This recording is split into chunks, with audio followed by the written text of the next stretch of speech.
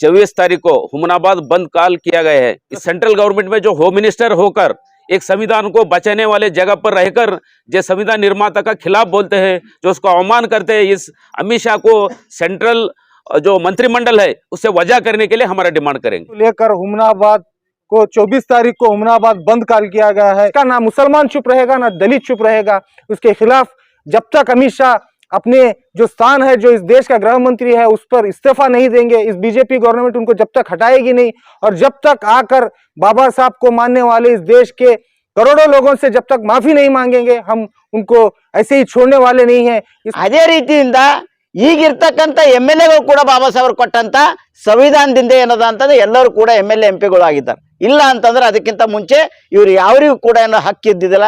ಹಾಗಾಗಿ ಹೆಚ್ಚಿನ ಸಂಖ್ಯೆಯಲ್ಲಿ ನಿಮಗೆ ಒಂದು ವೇಳೆ BJP ದವರು ಇದ್ರೂ ಕೂಡ ಬಾಬಾ ಸಾಹೇಬರ ಬಗ್ಗೆ ನಿಮಗೆ ಅಭಿಮಾನ ಇತ್ತು ಅಂದ್ರೆ ಅವತ್ತಿನ ದಿನ ತಾವು ಕೂಡ ಇಲ್ಲಿ ಯಾವುದು ಕೂಡ ಪಾರ್ಟಿ ಪಕ್ಷ ಇಲ್ಲ, ತಾವೆಲ್ಲರೂ ಮುಕ್ತವಾಗಿ ಅಮಿತ್ ಶಾ ಅವರ ವಿಷಯವನ್ನ ಖಂಡನೆ ಮಾಡಲಿಕ್ಕೆ ತಮ್ಮೆಲ್ಲರಿಗೆ ಸ್ವಾಗತವಾಗಿ ಅನ್ನೋದನ್ನ ನಾವು ಕರೆ ಮಾಡ್ತೀವಿ. ಜನಪರ ಸಂಘಟನೆಗಳ ಒಕ್ಕೂಟ ಹುಮನಾಬಾದ್ ತಾಲೂಕಾ ಮಟ್ಟದ ಇವತ್ತಿನ ಸಭೆಯಲ್ಲಿ ಭಾಗವಹಿಸಿರ್ತಕ್ಕಂಥ ಎಲ್ಲ ದಲಿತ, ಹಿಂದುಳಿದ, ಅಲ್ಪಸಂಖ್ಯಾತ ಮತ್ತು ಎಲ್ಲ ಜನಪರ ಸಂಘಟನೆಗಳ ಒಕ್ಕೂಟದ ಮುಖಂಡರಿಗೆ ನಾನು ಅಭಿನಂದನೆಯನ್ನು ತಿಳಿಸ್ತೇನೆ. ಡಾಕ್ಟರ್ ಬಾಬಾ ಸಾಹೇಬ್ ಅಂಬೇಡ್ಕರ್ ಅವರು ರಾಷ್ಟ್ರೀಯ ನಾಯಕರು. ಈ ದೇಶಕ್ಕೆ ಸ್ವಾತಂತ್ರ್ಯ, ಸಮಾನತೆ, ಭಾತೃತ್ವ, ಜಾತ್ಯತೀತತೆ, ರೂಲ್ ಆಫ್ ಲಾ, ಸಾಮಾಜಿಕ ನ್ಯಾಯ ಇಂಥ ಹಲವಾರು ಸಂವಿಧಾನ ಮೂಲಕ ಕೊಟ್ಟು ಈ ದೇಶದ ಏಕತೆ ಮತ್ತು ಅಖಂಡತೆಗೆ ಭದ್ರ ಬುನಾದಿಯನ್ನು ಸಂವಿಧಾನ ಮುಖಾಂತರ ಹಾಕಿಕೊಟ್ಟಿದ್ದಾರೆ. ಸಂವಿಧಾನದಲ್ಲಿ ಪ್ರತಿಯೊಬ್ಬ ಮನುಷ್ಯ, ಜಾತಿ, ಧರ್ಮ ಎಲ್ಲವೂ ಕೂಡ ಸಮಾನವಾದಂಥ ನ್ಯಾಯವನ್ನು, ಅವಕಾಶವನ್ನು ಬಾಬಾ ಸಾಹೇಬ್ ಅಂಬೇಡ್ಕರ್ ಅವರು ಕಲ್ಪಿಸಿದ್ದಾರೆ. ಈ ರಾಷ್ಟ್ರದ ನೂರಾರು ಕೋಟಿ ಶೋಷಿತ ಸಮುದಾಯಗಳ ಪಾಲಿಗೆ ಬಾಬಾ ಸಾಹೇಬ್ ಅಂಬೇಡ್ಕರ್ ಅವರು ದೇವರಿಗಿಂತ ಮಹಾದೇವರಾಗಿದ್ದಾರೆ. ಮೊನ್ನೆ 75 ವರ್ಷದ ಸಂವಿಧಾನದ ಚರ್ಚೆಯ ಸಂದರ್ಭದಲ್ಲಿ ಪಾರ್ಲಿಮೆಂಟಿನ ರಾಜ್ಯಸಭೆಯಲ್ಲಿ ಕೇಂದ್ರ ಗೃಹ ಮಂತ್ರಿಯಾಗಿರ್ತಕ್ಕಂಥ ಅಮಿತ್ ಶಾ ಅನ್ನುವಂಥ ಒಬ್ಬ ವ್ಯಕ್ತಿ ಬಾಬಾ ಸಾಹೇಬ್ ಅಂಬೇಡ್ಕರ್ ಅವರ ಬಗ್ಗೆ ಒಂದು ಹಗುರವಾಗಿ, ತುಚ್ಛ ಭಾವನೆಯಿಂದ, ಒಂದು ನಿಂದನಾತ್ಮಕವಾಗಿ ಬಾಬಾ ಸಾಹೇಬ್ ಅಂಬೇಡ್ಕರ್ ಅವರನ್ನು ಕರೆದಿದ್ದಾರೆ. ಅದು ಎಲ್ಲರೂ ಕೂಡ ದೇಶ ತುಂಬ ಮೀಡಿಯಾದಲ್ಲಿ ಚರ್ಚೆ ಆಗಿದೆ. ಅದಕ್ಕೆ ಪಾರ್ಲಿಮೆಂಟ್ನಲ್ಲಿರ್ತಕ್ಕಂಥ ಸಾವಿರಾರು CC ಕ್ಯಾಮ್ರಾಗಳು ಪ್ರತ್ಯಕ್ಷವಾಗಿ ಸಾಕ್ಷಿಯಾಗಿದ್ದಾವೆ. ಅದು ನಾಶಪಡಿಸ್ಲಿಕ್ಕಂತೂ ಸಾಧ್ಯನೇ ಇಲ್ಲ. ಅವರ ಬೆಂಬಲಿಗರು ಅದನ್ನು ನಾಶಪಡಿಸ್ತಕ್ಕಂಥ ಕೆಲಸಕ್ಕೆ ಮುಂದಾಗಿದ್ದಾರೆ. ಆದರೆ ಇದು ಸತ್ಯ. ಇವತ್ತು ದೇಶದ ಕಣ್ಣೆದುರಿದೆ. ಇವತ್ತು ಬಾಬಾ ಸಾಹೇಬ್ ಅಂಬೇಡ್ಕರ್ ಮತ್ತು ಸಂವಿಧಾನ ಬಗ್ಗೆ ಅಮಿತ್ ಶಾಗಿರ್ತಕ್ಕಂಥ ಆ ಅಂತರಾಳದ ಏನು ಇದು ಇದೆ, ಒಂದು ಹೊಲಸು ಮನಸ್ಸು, ಅದನ್ನು ಪಾರ್ಲಿಮೆಂಟ್ನಲ್ಲಿ ವ್ಯಕ್ತ ಮಾಡಿದ್ದಾನೆ. ಹೌದು, ಇವತ್ತು ಬಾಬಾ ಸಾಹೇಬ್ ಅಂಬೇಡ್ಕರ್ ಈ ದೇಶದ ಬಹುಸಂಖ್ಯಾತ ಬಹುನೂರಾರು ಕೋಟಿ ಜನರಿಗೆ ದೇವರು, ಆರಾಧ್ಯ ದೇವರಾಗಿದ್ದಾರೆ. ಯಾಕಂತ ಹೇಳಿದ್ರೆ ಈ ದೇಶಕ್ಕೆ ಸ್ವಾತಂತ್ರ್ಯ ಬರೋದಕ್ಕಿಂತ ಮುಂಚೆ, ಸಂವಿಧಾನ ಬರೋದಕ್ಕಿಂತ ಮುಂಚೆ ದಲಿತರ ಪರಿಸ್ಥಿತಿ, ಈ ದೇಶದ ಆದಿವಾಸಿಗಳ ಪರಿಸ್ಥಿತಿ ಏನಾಗಿತ್ತು ಅಂತದನ್ನು ನಾವು ನೆನಪು ಮಾಡ್ಕೋಬೇಕಾಗ್ತದೆ. ದೇವರು ಅಂತ ಹೇಳ್ತಾ ಇರ್ತಕ್ಕಂಥ ಅಮಿತ್ ಶಾ ಅವರಿಗೆ ನಾನು ಪ್ರಶ್ನೆ ಮಾಡ್ತೀನಿ, 75 ವರ್ಷಗಳಕ್ಕಿಂತ ಹಿಂದೆ 36 ಕೋಟಿ ದೇವರುಗಳು ಇಂಡಿಯಾದಲ್ಲಿ ಇದ್ದರು. ಅವಾಗ ಯಾವ ದೇವರು ಬಂದು ನಮ್ಮ ಅಸ್ಪೃಶ್ಯರಿಗೆ ನ್ಯಾಯ ಮತ್ತು ಸಮಾನತೆ ಅವಕಾಶಗಳು, ಮನುಷ್ಯತ್ವದ ಘನತೆಯ ಬದುಕನ್ನು ಕಲ್ಪಿಸಿಕೊಟ್ಟಿರಲಿಲ್ಲ. ಆ ದೇವರುಗಳಿಗೆ ಅರ್ಥನೂ ಆಗಲಿಲ್ಲ ನಮ್ಮ ವೇದನೆಗಳು, ನಮ್ಮ ನೋವು, ನಮ್ಮ ಕಷ್ಟಗಳು. ಆದರೆ ಸ್ವಾತಂತ್ರ್ಯ ಬಂದ ಮೇಲೆ, ದೇಶಕ್ಕೆ ಸಂವಿಧಾನ ಬಂದ ಮೇಲೆ ಬಾಬಾ ಸಾಹೇಬ್ ಅಂಬೇಡ್ಕರ್ ಅವರು ನಮಗೆ ಸ್ವಾತಂತ್ರ್ಯ, ಸಮಾನತೆ, ಎಲ್ಲ ಅವಕಾಶಗಳು ನೀಡಿ ಒಂದು ಘನತೆಯ ಬದುಕನ್ನು, ಮನುಷ್ಯತ್ವ ಬದುಕನ್ನು ಕೊಟ್ಟಿದ್ದಾರೆ. ಇವತ್ತು ಅಂಥ ರಾಷ್ಟ್ರ ನಾಯಕನನ್ನು ಇವತ್ತು ವಿದೇಶಗಳಲ್ಲಿ, ಅಮೆರಿಕ ಅಂಥ ದೇಶಗಳಲ್ಲಿ, ಲಂಡನ್ ಅಂತ, ರಷ್ಯನ್ ಅಂಥ ದೇಶಗಳಲ್ಲಿ ಬಾಬಾ ಸಾಹೇಬ್ ಅಂಬೇಡ್ಕರ್ ಅವರ ದಿನನಿತ್ಯದ ಸ್ಮರಣೆ ನಡೀತಾ ಇದೆ. ವರ್ಲ್ಡ್ ನಾಲೆಜ್ ಡೇ ಅಂತಕ್ಕಂಥ ಜಾಗತಿಕ ದೊಡ್ಡ ರಾಷ್ಟ್ರ ಮಾಡ್ತಾ ಇದೆ. ಆದರೆ ಈ ಕೆಟ್ಟ ಮನಸ್ಸು, ಈ ಭಾರತ ದೇಶದಲ್ಲಿರ್ತಕ್ಕಂಥ ಹೊಲಸು ಮನಸ್ಸುಗಳು ಬಾಬಾ ಸಾಹೇಬ್ ಅಂಬೇಡ್ಕರ್ ಅವ್ರ ಬಗ್ಗೆ ಇಟ್ಕೊಂಡಿರ್ತಕ್ಕಂಥ ಭಾವನೆ ಇವತ್ತೇನು ಅಂತಕ್ಕಂಥದ್ದು, ಅದು ಇವತ್ತು ಅಮಿತ್ ಶಾ ಹೊರಗೆ ಹಾಕಿದ್ದಾನೆ. ಅವನಿಗೆ ಒಂದು ಕ್ಷಣನೂ ಕೂಡ ಕೇಂದ್ರ ಮಂತ್ರಿಮಂಡಲದಲ್ಲಿ ನರೇಂದ್ರ ಮೋದಿ ಅವರು ಇಟ್ಕೋಬಾರ್ದು. ಒಂದು ಘನತೆಯ ಸರ್ಕಾರ ಆಗಿದ್ರೆ, ಒಂದು ಜನಪರ ಸರ್ಕಾರ ಆಗಿದ್ರೆ ಕೂಡಲೇ ಅವನನ್ನು ವಜಾಗೊಳಿಸಬೇಕು. ಮತ್ತು ರಾಷ್ಟ್ರ ನಾಯಕನಿಗೆ ಅಪಮಾನ ಮಾಡಿರ್ತಕ್ಕಂಥ ಆ ರೀತಿ ಅವನ ಭಾವನೆ, ಅದು ಒಂದು ರಿಜೆಕ್ಟೆಡ್ ಭಾವನೆ ಆಗಿತ್ತು. ಒಂದು ಇದರಲ್ಲಿ ಮಾತು ಅನ್ನುವಾಗ ಅಂಬೇಡ್ಕರ್ ಫ್ಯಾಷನ್ ಎಲ್ಲ, ಅಂಬೇಡ್ಕರ್ದು ಧ್ರುವತಾರೆ, ಈ ಜಗತ್ತಿನ ಧ್ರುವತಾರೆ ಅಂಬೇಡ್ಕರ್ ಬಗ್ಗೆ ಇರ್ತಕ್ಕಂಥ ಅಸಹನೆ ಅವ್ರದ್ದು ಅದು ಮೊದಲನೇ ಅಸಹನೆ ಏನಪ್ಪ ಅಂದ್ರೆ ಅದು 75 ವರ್ಷದಿಂದ ಬರ್ತಾನೆ ಇದೆ. ಅದು ಇನ್ನೂ ಅಮಿತ್ ಶಾ ಅಂತಹ ಕಿಡಿಗೇಡಿಗಳ ಮೂಲಕ ಇವತ್ತು ಮತ್ತೆ ಅದು ಆಗ್ತಾ ಇದೆ. ಅದರಿಂದ ಇವತ್ತು ದೇಶದಲ್ಲಿ ಮತ್ತೆ ಅಂಬೇಡ್ಕರ್ ವಾದಿಗಳು ಎದ್ದು ಕುಂತಿದ್ದಾರೆ. ಮತ್ತೆ ಅಂಬೇಡ್ಕರ್ನ ಎಷ್ಟು ವಿಚಾರವಾಗಿ ಮುಚ್ಚಲಕ್ಕೆ ನೋಡ್ತಾರೋ, ಎಷ್ಟು ಮುಗಿಸ್ಲಕ್ಕೆ ನೋಡ್ತಾರೋ ಈ ದೇಶದ ಮನುವಾದಿಗಳು, ಅಷ್ಟೇ ಅದರ ವಿರುದ್ಧವಾಗಿ ಬಹಳ ಗಟ್ಟಿಯಾಗಿ ಅಂಬೇಡ್ಕರ್ ವಾದಿಗಳು ಬಾಬಾ ಸಾಹೇಬ್ ಅಂಬೇಡ್ಕರ್ ಅವ್ರ ವಿಚಾರಧಾರವನ್ನು ಇವತ್ತು ಲಕ್ಷಾಂತರ ಫೋಟೋಗಳು ಇಟ್ಟುಕೊಂಡು ತಲೆ ಮೇಲೆ ಇವತ್ತು ಭಾರತ ದೇಶದಲ್ಲಿ ಮೆರವಣಿಗೆ ಆಗ್ತಾ ಇದೆ. ಇವತ್ತು ಬೇರೆ ಬೇರೆ ದೇಶಗಳಲ್ಲೂ ಕೂಡ ಅದ್ರ ಖಂಡನೆ ಆಗ್ತಾ ಇದೆ ಅಮಿತ್ ಶಾ ಹೇಳಿಕೆಗೆ. ಹಾಗಾಗಿ ಇವತ್ತು ಈ ಎಲ್ಲ ಒಂದು ಬೆಳವಣಿಗೆ ಹಿನ್ನೆಲೆಯಲ್ಲಿ ಇವತ್ತು ಕೇಂದ್ರ ಮಂತ್ರಿಮಂಡಲದಿಂದ ಅಮಿತ್ ಶಾ ವಜಾ ಆಗಬೇಕು ಅನ್ನುವಂಥ ಒಂದು ಪ್ರಮುಖವಾದಂಥ ಹೋರಾಟ ಇಟ್ಟುಕೊಂಡು ಇವತ್ತು ಹುಮನಾಬಾದ್ ತಾಲೂಕಿನ ಎಲ್ಲ ದಲಿತ ಸಂಘಟನೆಗಳು, ಪ್ರಗತಿಪರ, ಎಲ್ಲ ಕಾರ್ಮಿಕ ಪರ ಮತ್ತು ಎಲ್ಲ ವಿಶೇಷವಾಗಿ ಜನರ ಪರವಾಗಿ, ಸಂವಿಧಾನ ಪರವಾಗಿ ಇರ್ತಕ್ಕಂಥ ಎಲ್ಲ ಜನರು ಇವತ್ತು ನಾವೊಂದು ಒಕ್ಕೂಟ ಮಾಡ್ಕೊಂಡು ಇವತ್ತು ಒಕ್ಕೂಟದಿಂದ ದಿನಾಂಕ 24ನೇ ತಾರೀಕು ಅಂದ್ರೆ ನಾಡಿದ್ದು ಬರ್ತಕ್ಕಂಥ 24ನೇ ತಾರೀಕು ಸಂಪೂರ್ಣವಾಗಿ ಹುಮನಾಬಾದ್ ಬಂದ್ ಕಾಲನ್ನು ನಾವು ಘೋಷಣೆ ಕೊಡ್ತಾ ಇದ್ದೀವಿ. ಈ ಬಂದ್ ಕಾಲ್ ಕಾರ್ಯಕ್ರಮ 24ನೇ ತಾರೀಕು ಇರುತ್ತೆ, ಮಂಗಳವಾರ. ಅವತ್ತು ಬೆಳಿಗ್ಗೆ ಎಲ್ಲ ಹುಮನಾಬಾದ್ ಪಟ್ಟಣದ ಎಲ್ಲ ವ್ಯಾಪಾರಸ್ಥರಲ್ಲಿ ನಾನು ಮನವಿ ಮಾಡ್ಕೊಳ್ತೇನೆ, ಎಲ್ಲ ಸಮಾಜದ ಜನರಲ್ಲಿ ಮನವಿ ಮಾಡ್ಕೊಳ್ತೇನೆ, ಎಲ್ಲ ನೌಕರ ವರ್ಗದವರು, ಅಧಿಕಾರಿಗಳು, ಶಾಲಾ ಕಾಲೇಜು ಮುಖ್ಯಸ್ಥರುಗಳು ಎಲ್ಲನೂ ಕೂಡ ಈ ಒಂದು ಸಹಕಾರ, ತಮ್ಮ ಸಹಕಾರ ಕೊಡಬೇಕು. ಈ ಬೆಂಬಲಕ್ಕೆ, ಹುಮನಾಬಾದ್ ಬಂದ್ ಬೆಂಬಲಕ್ಕೆ ತಾವು ಸಹಕಾರ ಕೊಟ್ಟು ತಮ್ಮ ಅಂಗಡಿ ವ್ಯಾಪಾರಗಳನ್ನು ಸ್ವಯಂ ಇಚ್ಛೆಯಿಂದ ತಾವು ಬಂದ್ ಮಾಡ್ಕೋಬೇಕು. ಶಾಲಾ ಕಾಲೇಜುಗಳು ಬಂದ್ ಮಾಡಬೇಕು, ಸರ್ಕಾರಿ ಬಸ್ಸುಗಳು ಬಂದ್ ಆಗಬೇಕು. ಅದೇ ರೀತಿ ಎಲ್ಲ ಅವತ್ತು ರಜೆ ಇರೋ ರೀತಿಯಲ್ಲಿ ಎಲ್ಲ ನಾವು ಈ ಒಂದು ಮಾಧ್ಯಮದ ಮೂಲಕ ಎಲ್ಲ ಮನವಿಯನ್ನು ಮಾಡ್ಕೊಳ್ತಾ ಇದ್ದೀವಿ. ತಾವೆಲ್ಲ ಸ್ಪಂದಿಸಿ ಒಬ್ಬ ರಾಷ್ಟ್ರ ನಾಯಕನಿಗೆ ಗೌರವ ಸಲ್ಲಿಸೋದ್ರಲ್ಲಿ ತಮ್ಮ ಭಾಗಿತ್ವನೂ ಕೂಡ ಇರಲಿ ಅಂತಕ್ಕಂಥ ಒಂದು ಮನವಿಯನ್ನು ನಮ್ಮ ದಲಿತ ಸಂಘಟನೆಗಳು ಒಕ್ಕೂಟ ಪರವಾಗಿ ಮಾಡ್ತಾ ಇದ್ದೀವಿ. ಈ ಬಂದ್, ಈ ಹೋರಾಟ ಶಾಂತಿಯುತವಾಗಿರುತ್ತೆ, ಯಾವುದೇ ಅಹಿತಕರ ಘಟನೆಗಳನ್ನು ನಡೆಯೋದಿಲ್ಲ, ಯಾವುದೇ ಸಾರ್ವಜನಿಕ ಆಸ್ತಿ ಪಾಸ್ತಿಗಳಿಗೆ ಯಾರು ನಮ್ಮ ಕಾರ್ಯಕರ್ತರು ಹಾನಿ ಮಾಡೋದಿಲ್ಲ. ಇದಕ್ಕೆ ಸಹಕಾರ ಪೊಲೀಸ್ ಇಲಾಖೆ ಸೂಕ್ತ ಬಂದೋಬಸ್ತ್ ಮಾಡಲು ಕೂಡ ನಾವು ಮನವಿಯನ್ನು ಮಾಡ್ಕೊಳ್ತೀವಿ. ತಾಲೂಕು ಆಡಳಿತ ಅವತ್ತು ನಮ್ಮ ಮೆರವಣಿಗೆ ಹಳಿ ತಹಶೀಲ್ ಕಚೇರಿಯಿಂದ ಬೆಳಗ್ಗೆ 10:30 ಅಥವಾ 11 ಗಂಟೆಯಿಂದ ಪ್ರಾರಂಭ ಆಗಿ ಬಸವೇಶ್ವರ ವೃತ್ತದ ಮುಖಾಂತರ ಅಂಬೇಡ್ಕರ್ ವೃತ್ತದಲ್ಲಿ ನಾವೆಲ್ಲ ಜಮಾವಣೆಗೊಂಡು ಅವತ್ತು ಪ್ರತಿಭಟನಾ ಧರಣ ಅಲ್ಲಿ ಮಾಡಿ ಅಲ್ಲಿ ಒಂದು ಮನವಿ ಪತ್ರವನ್ನು ತಾಲೂಕಾ ತಹಶೀಲ್ದಾರ್ ಅವ್ರ ಮುಖಾಂತರ ಈ ದೇಶದ ರಾಷ್ಟ್ರಪತಿಗೆ ಮತ್ತು ಪ್ರಧಾನಮಂತ್ರಿಗೆ ನಾವು ಸಲ್ಲಿಸ್ತಾ ಇದ್ದೀವಿ. ಅಲ್ಲಿ ಪ್ರಮುಖವಾದಂಥ ಬೇಡಿಕೆ ನಮ್ಮದು ಒಂದೇ, ಈ ದೇಶದ ನಾಯಕ, ನ್ಯಾಷನಲ್ ಲೀಡರ್, ಅತ್ಯಂತ ಗೌರವ ಮತ್ತು ಘನತೆ ಉಳ್ತಕ್ಕಂಥ, ಅತ್ಯಂತ ಜಾಗತಿಕ ಮಟ್ಟದಲ್ಲಿ ಅತ್ಯಂತ ಪ್ರಖರವಾದಂಥ ನಾಯಕತ್ವ ಮತ್ತು ಜ್ಞಾನವನ್ನು ಹೊಂದಿರತಕ್ಕಂಥ ಬಾಬಾ ಸಾಹೇಬ್ ಅಂಬೇಡ್ಕರ್ ಅವರು ಈ ದೇಶಕ್ಕೆ ಬಹುದೊಡ್ಡ ಕೊಡುಗೆ ನೀಡಿ ಎಲ್ಲ ಸಮಾಜ, ಎಲ್ಲ ಜಾತಿ, ಎಲ್ಲ ಧರ್ಮದವರಿಗೆ ನ್ಯಾಯವನ್ನು ಕೊಟ್ಟು ಅವರು ಸುರಕ್ಷಿತವಾಗಿ ಇಡ್ತಕ್ಕಂಥ ಕೆಲಸ ಬಾಬಾ ಸಾಹೇಬ್ ಅಂಬೇಡ್ಕರ್ ಸಂವಿಧಾನ ಮುಖಾಂತರ ಮಾಡಿದ್ದಾರೆ. ಇದು ಕೇವಲ ದಲಿತರ, ಅಂಬೇಡ್ಕರ್ ಅಭಿಮಾನಿಗಳದಲ್ಲ, ಈ ದೇಶದ ಪ್ರತಿಯೊಬ್ಬ ನಾಗರಿಕರ ಜವಾಬ್ದಾರಿ ಇದೆ, ಪ್ರತಿಯೊಬ್ಬ ವ್ಯಕ್ತಿಯ ಜವಾಬ್ದಾರಿ ಇದೆ. ತಾವೆಲ್ಲರೂ ಬಂದು ಭಾಗವಹಿಸಿ ಈ ಹೋರಾಟಕ್ಕೆ ಬೆಂಬಲ ಕೊಡ್ಬೇಕಂತ ಹೇಳಿ ನಾನು ಮತ್ತೊಮ್ಮೆ ಮನವಿ ಮಾಡ್ಕೊಳ್ತಾ, ಇವತ್ತಿನ ಸಭೆಯಲ್ಲಿ ಎಲ್ಲ ನಮ್ಮ ಹಿರಿಯ ನಾಯಕರು, ಎಲ್ಲ ನಮ್ಮ ಸಂಘಟನೆಗಳ ನಾಯಕರು ಸೇರಿ ನಾವೆಲ್ಲರೂ ಒಂದು ಸಾಮೂಹಿಕ ನಾಯಕತ್ವ, ಇದು ಒಂದು ಸಾಂಕೇತಿಕ ಅಧ್ಯಕ್ಷ ಅಂತಕ್ಕಂಥದ್ದು, ಅದು ನಮ್ಮೆಲ್ಲ ಸಾಮೂಹಿಕ ನಾಯಕತ್ವ, ನಮ್ಮೆಲ್ಲ ಹಳ್ಳಿನಿಂದ ಜನರು ಬರ್ತಾರೆ, ನಾವೆಲ್ಲರೂ ಒಗ್ಗಟ್ಟಾಗಿ ಈ ಹೋರಾಟವನ್ನು ಯಶಸ್ವಿ ಮಾಡೋಣ. ಕೇಂದ್ರ ಸರ್ಕಾರದ ಆ ಮಂತ್ರಿ ವಜಾ ಮಾಡುವವರೆಗೂ ಈ ಹೋರಾಟ, ಈ ಬೇಡಿಕೆ ನಡೀತಲೇ ಇರುತ್ತೆ. ಇದು ದೇಶದ ಪ್ರತಿ ಹಳ್ಳಿನಲ್ಲಿ ಇವತ್ತಿದು ಬೆಂಕಿಯ ಥರ ಹತ್ಕೊಂಡಿದೆ. ಇವತ್ತು ಸಾಮಾಜಿಕ ಜಾಲತಾಣಗಳಲ್ಲಿ, ಇವತ್ತು TV ಮಾಧ್ಯಮಗಳು ಅನೇಕ ಏನಪ್ಪ ಅಂದ್ರೆ ಅಮಿತ್ ಶಾನ ರಕ್ಷಣೆ ಮಾಡ್ತಕ್ಕಂಥ ಕೆಲಸ ಕೆಲವು ಮಾಧ್ಯಮಗಳು ಮಾಡ್ತಿದ್ದಾವೆಲ್ಲ, ಅವ್ರದ್ದೆಲ್ಲ ಚೇಲ ಮಾಧ್ಯಮಗಳು, ಅಮಿತ್ ಶಾ ಮತ್ತು ಮೋದಿಯವ್ರ ಚೇಲ ಮಾಧ್ಯಮಗಳು.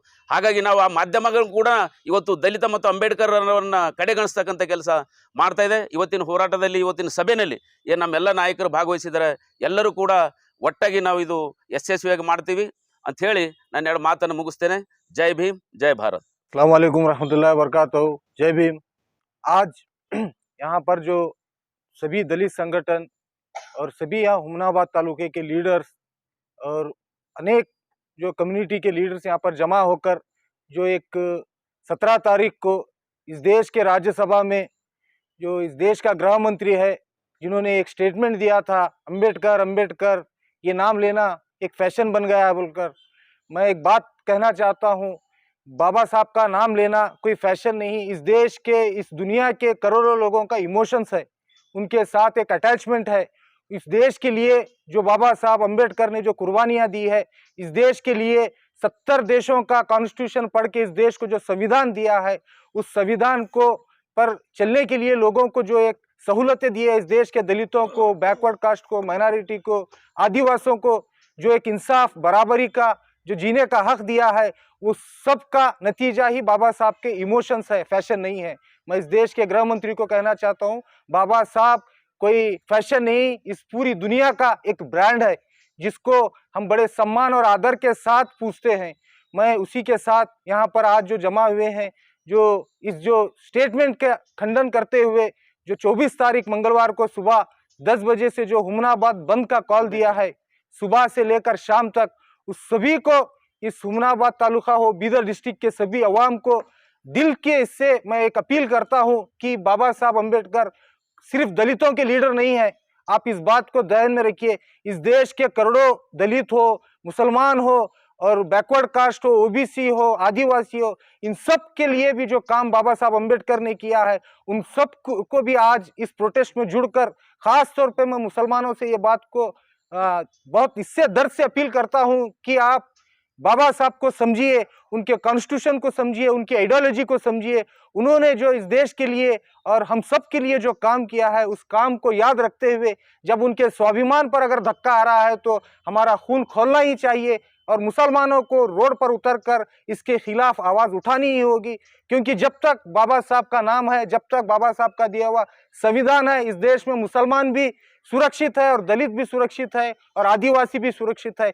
जिस दिन, याद रखिए, ये अमित शाह का कोई फिल्मी डायलॉग नहीं है, इनकी एक सोच है।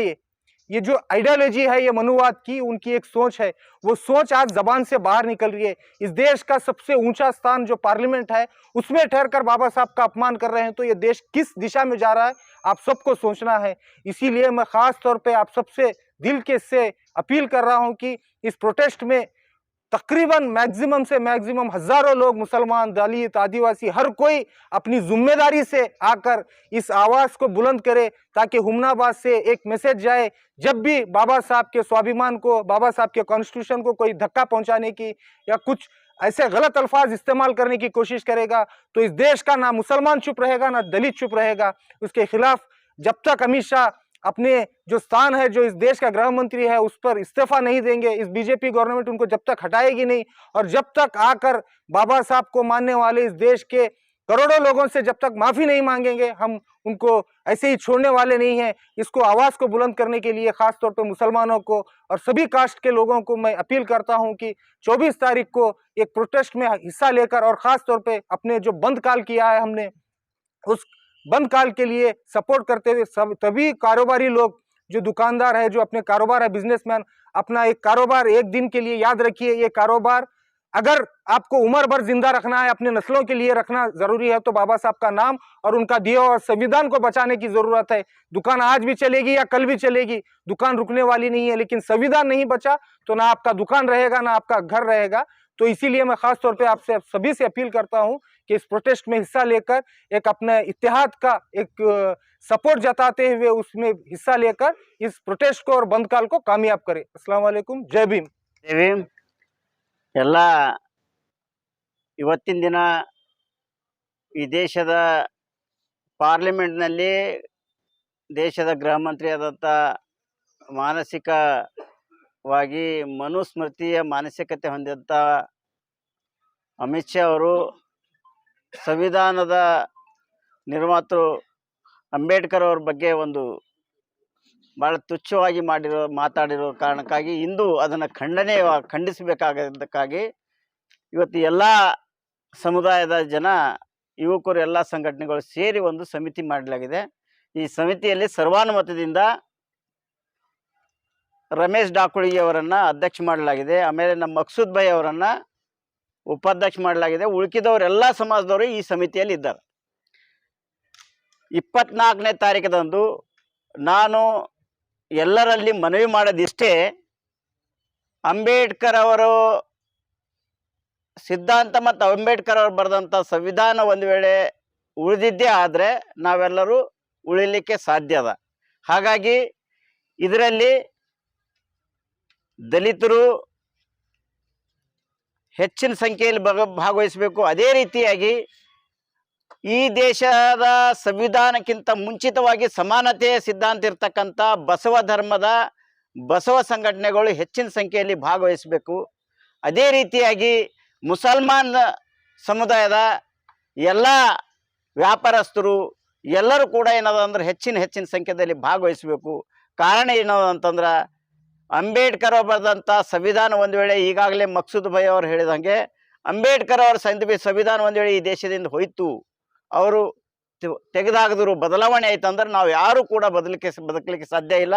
ಹಾಗಾಗಿ ನಾವೆಲ್ಲರೂ ಕೂಡ ಹೆಚ್ಚಿನ ಸಂಖ್ಯೆಯಲ್ಲಿ ಸುಮಾರು 10,000ಕ್ಕಿಂತ ಮೇಲ್ಪಟ್ಟು ಎಲ್ಲ ಹಳ್ಳಿಯ ದಲಿತ, ಮುಸಲ್ಮಾನ, OBC ಯಲ್ಲಿರ್ತಕ್ಕಂಥ ಎಲ್ಲ SC ST OBC ಎಲ್ಲ ಕಮ್ಯುನಿಟಿ ಜನ ಒಂದು ದಿನ ದಯಮಾಡಿ ಒಂದು ದಿನ 24ನೇ ತಾರೀಕದಂದು ತಮ್ಮ ಸಮಯವನ್ನು ಅದಕ್ಕೆ ರಿಸರ್ವ್ ಮಾಡಿ ಅವತ್ತಿನ ದಿನ ಹೆಚ್ಚಿನ ಸಂಖ್ಯೆಯಲ್ಲಿ ಹುಮ್ನಾಬಾದ್ ನಗರಕ್ಕೆ ಬಂದು ಇಲ್ಲಿನಿಂದ ದಿಲ್ಲಿಯ ಪಾರ್ಲಿಮೆಂಟ್ವರೆಗೆ ಅಮಿತ್ ಶಾ ಮತ್ತು RSSನ ಸಂಘ ಪರಿವಾರದವರಿಗೆ ಕಿವಿ ಮುಟ್ಟುವ ಹಾಗೆ ಈ ಹುಮ್ನಾಬಾದಿಂದ ಆ ಪ್ರತಿಭಟನೆ ಒಂದು ಜೋರಾಗಿ ಈ ದೇಶಕ್ಕೆ ಈ ಮನುವಾದಿಗಳಿಗೆ ಒಂದು ಪಾಠ ಆಗಬೇಕು, ಅವರಿಗೆ ಒಂದು ಏನೋದೊಂದು ಶಾಕ್ ಆಗುತ್ತಾ ರೀತಿಯಲ್ಲಿ ಅವತ್ತಿನ ದಿನ ಪ್ರತಿಭಟನೆ ಆಗಲಿಕ್ಕೆ ಹೆಚ್ಚಿನ ಸಂಖ್ಯೆಯಲ್ಲಿ ಬಂದು ಸಹಕಾರ ನೀಡಬೇಕಂತಂದು ತಮ್ಮೆಲ್ಲರಲ್ಲಿ ಮನವಿ ಮಾಡ್ತೀನಿ. ಅದೇ ರೀತಿಯಾಗಿ ನಾವು ಪ್ರತಿ ಹಳ್ಳಿಗೆ ಎಲ್ಲ ನಾಯಕರು ಸೇರಿ ಬೆಳಗ್ಗೆಯಿಂದ ಸಾಯಂಕಾಲವರೆಗೆ 2 ದಿವಸಗಳ ಕಾಲ ಪ್ರತಿ ಹಳ್ಳಿಗೆ ಹೋಗಿ ನಾವು ಸಾಧ್ಯ ಆದಷ್ಟು ಮತ್ತೆ ಕನ್ವಿನ್ಸ್ ಮಾಡ್ತೀವಿ, ಮಸ್ಜಿದ್ಗಳಿಗೆ ಹೋಗ್ತೀವಿ. ಮತ್ತು ವಿಶೇಷವಾಗಿ ಸಂವಿಧಾನದ ಆಶೆಯ ಮೇಲೆ ಜೀವಂತ ಇರ್ತಕ್ಕಂಥ ಮಠಾಧೀಶರು ಇನ್ನೂ ಇಲ್ಲಿವರೆಗೆ ಏನದ ಅಂತಂದ್ರೆ ಬಾಯಿ ಎತ್ತಾ ಇಲ್ಲ, ಅದ್ರ ಬಗ್ಗೆ ಪ್ರತಿಕ್ರಿಯೆ ಕೊಡ್ತಾ ಇಲ್ಲ. ಹಾಗಾಗಿ ಮಠಾಧೀಶರು ಕೂಡ ಇಂಥ ಒಂದು ಖಂಡನೆ ಮಾಡ್ತಕ್ಕಂಥ ಅಮಿತ್ ಶಾ ಅವರ ಹೇಳಿಕೆಯಲ್ಲಿ ಈ ಹೋರಾಟದಲ್ಲಿ 24ನೇ ತಾರೀಕಿನ ದಿನ ಹುಮ್ನಾಬಾದ್ ಬಂದ್ ಹೋರಾಟದಲ್ಲಿ ತಾವು ಕೂಡ ಆಗ್ಬೇಕಂತಂದು ಅವರಿಗೂ ಕೂಡ ನಾನು ಮನವಿ ಮಾಡ್ತೀನಿ. ಹಾಗಾಗಿ ಹೆಚ್ಚಿನ ಸಂಖ್ಯೆಯಲ್ಲಿ ಅದೇ ರೀತಿಯಿಂದ ಯಾವುದೇ ಪಕ್ಷದಿಂದ ಗೆದ್ದಿರ್ಬೋದು MLAಗಳು ಆಗಿರ್ಬೋದು, ಆದರೆ ಬಾಬಾ ಸಾಹೇಬರು ಕೊಟ್ಟಂತ ಮೀಸಲಾತಿಯಿಂದ ಗೆದ್ದಂತ MLA MPಗಳು ಇಲ್ಲಿ ಏನದ ಅಂದ್ರ ಹುಲ್ಸರಾಗಿರ್ಬೋದು, ಔರಾದು ಮತ್ತೆ ಕಮಲಾಪುರ, ಚುಂಚೋಳಿ, ಅದೇ ರೀತಿಯಿಂದ ಈಗಿರ್ತಕ್ಕಂಥ MLAಗಳು ಕೂಡ ಬಾಬಾ ಸಾಹೇಬರು ಕೊಟ್ಟಂತ ಸಂವಿಧಾನದಿಂದ ಏನದ ಅಂತಂದ್ರೆ ಎಲ್ಲರೂ ಕೂಡ MLA MPಗಳು ಆಗಿದ್ದಾರೆ. ಇಲ್ಲ ಅಂತಂದ್ರೆ ಅದಕ್ಕಿಂತ ಮುಂಚೆ ಇವ್ರು ಯಾವರಿಗೂ ಕೂಡ ಏನೋ ಹಕ್ಕಿದ್ದಿಲ್ಲ. ಹಾಗಾಗಿ ಹೆಚ್ಚಿನ ಸಂಖ್ಯೆಯಲ್ಲಿ ನಿಮಗೊಂದು ವೇಳೆ BJPದವ್ರು ಇದ್ರೂ ಕೂಡ ಬಾಬಾ ಸಾಹೇಬರ ಬಗ್ಗೆ ನಿಮಗೆ ಅಭಿಮಾನ ಇತ್ತು ಅಂದರೆ ಅವತ್ತಿನ ದಿನ ತಾವು ಕೂಡ ಇಲ್ಲಿ ಯಾವುದು ಕೂಡ ಪಾರ್ಟಿ ಪಕ್ಷ ಇಲ್ಲ, ತಾವೆಲ್ಲರೂ ಮುಕ್ತವಾಗಿ ಅಮಿತ್ ಶಾ ಅವರ ವಿಷಯವನ್ನು ಖಂಡನೆ ಮಾಡಲಿಕ್ಕೆ ತಮ್ಮೆಲ್ಲರಿಗೆ ಸ್ವಾಗತವಾಗಿ ಅನ್ನೋದನ್ನು ನಾವು ಕರೆ ಮಾಡ್ತೀವಿ. ಹೆಚ್ಚಿನ ಸಂಖ್ಯೆಯಲ್ಲಿ ತಾವೆಲ್ಲರೂ ಬರಬೇಕಂತ ನಾನು ಮನವಿ.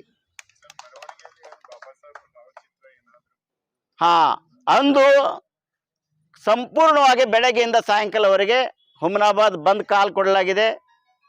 ಡಾಕೋಳ್ಗಿ ಅವರ ನೇತೃತ್ವದಲ್ಲಿ, ಎಲ್ಲ ಸಂಘಟನೆಗಳ ನೇತೃತ್ವದಲ್ಲಿ ಅಂದು ಬೆಳಗ್ಗೆ 10 ಗಂಟೆಗೆ ಹಳೆ ತಹಶೀಲ್ ಕಚೇರಿಯಲ್ಲಿ ಎಲ್ಲ ಬಂದಂಥ ಜನ ಜಮಾವಣೆ ಆಗ್ತಾರೆ.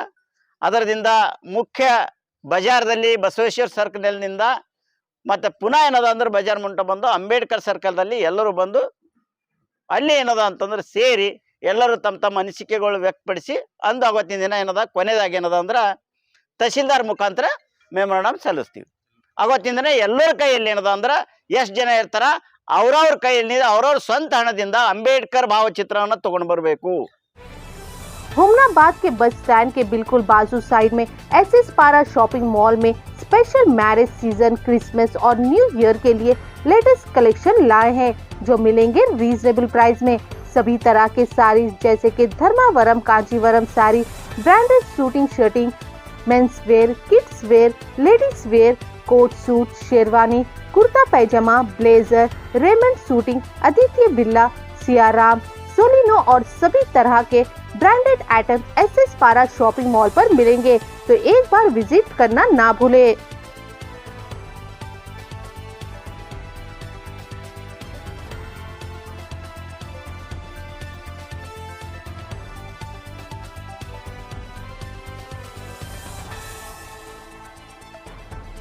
हुमनाबाद के बसवराज पाटिल चौक, इंटर रोड, NH 65 पर ताज सौदागर ओल्ड फर्नीचर में मिलेंगे सभी तरह के ओल्ड फर्नीचर जैसे कि sofa set, dining table, chair, racks और पुराने टीन शेड.